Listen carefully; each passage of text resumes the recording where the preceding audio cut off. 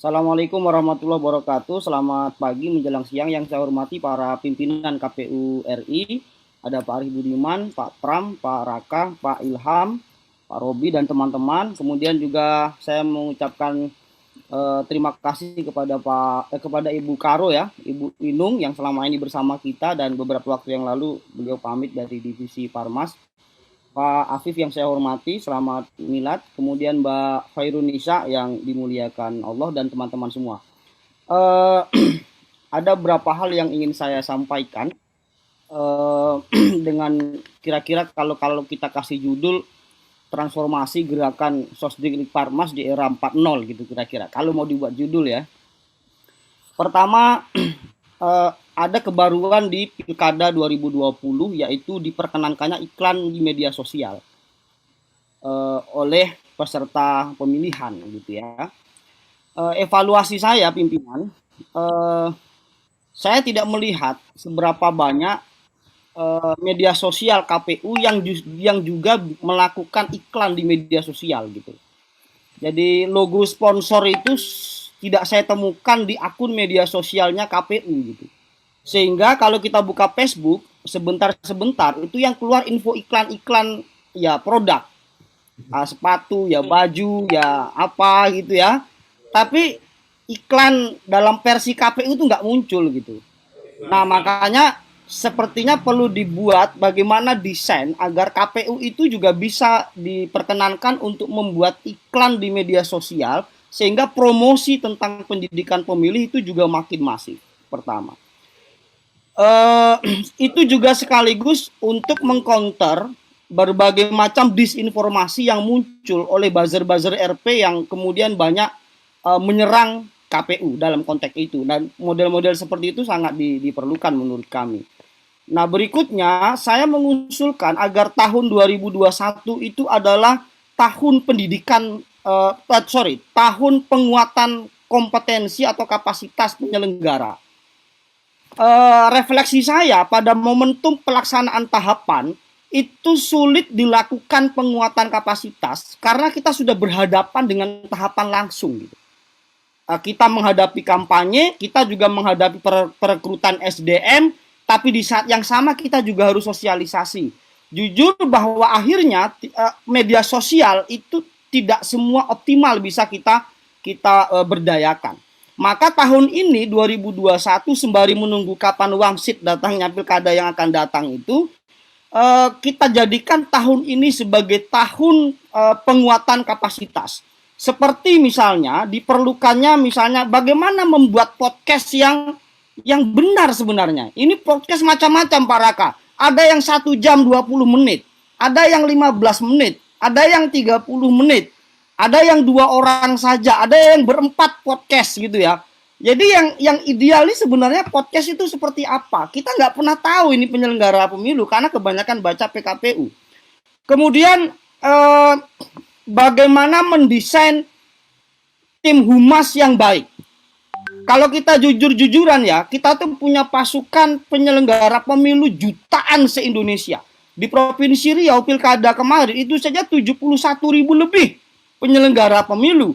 Tapi itu seperti pasukan tak berpeluru gitu. Kenapa? Karena belum optimal kita jadikan sebagai kekuatan untuk mengcounter disinformasi.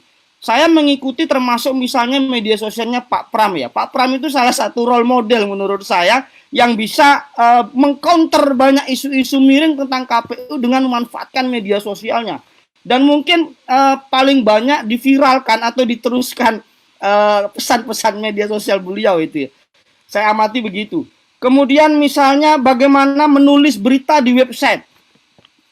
Kalau perlu ada penelitian Pak Raka, seberapa banyak website KPU kabupaten kota itu yang berdaya, gitu ya, yang memang optimal memberitakan gerakan dan seterusnya Sosdiklik Parmas. Jangan-jangan hanya formalitas mengumumkan perolehan suara gitu kan, ini calon, tapi yang lain-lain tak terkabarkan. Ini asumsi ya, hipotesis, bisa saja benar, bisa saja salah.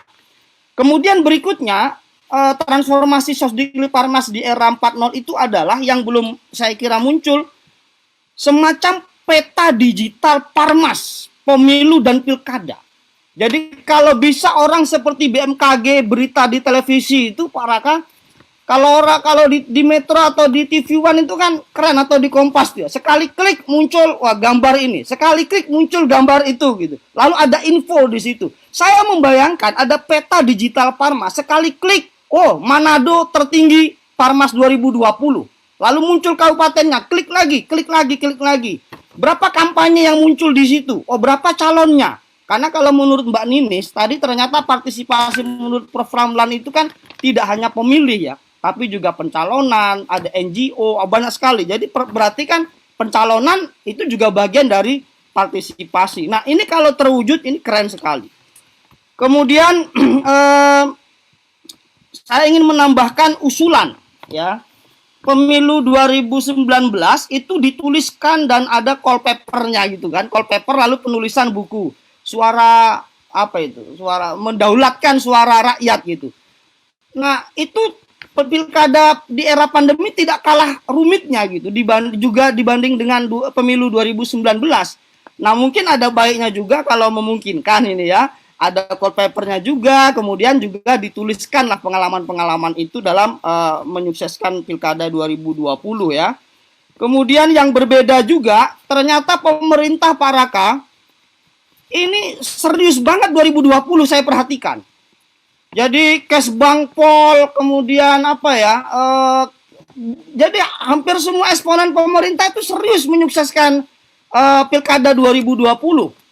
Nah, bagaimana itu bisa konsisten di momentum elektoral berikutnya, itu gimana caranya itu? Kemudian yang terakhir ini sebenarnya untuk Mbak Ninis ya, kami perhatikan di Provinsi Riau Parmas perempuan dalam konteks partisipasi pemilih itu tinggi, dan kemudian untuk konteks pencalonan di Provinsi Riau pilkada periode ini juga tinggi Mbak Ninis. Ini kebetulan Mbak Ninis kan perempuan dan namanya juga sebaik-baik perempuan kan.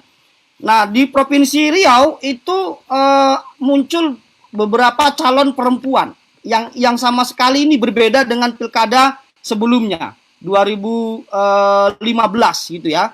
Misalnya di Indragiri Hulu itu ada 3 perempuan misalnya ya. Kemudian di Bengkalis itu juga ada perempuan, di Kota Dumai juga ada perempuan. Jadi lumayan.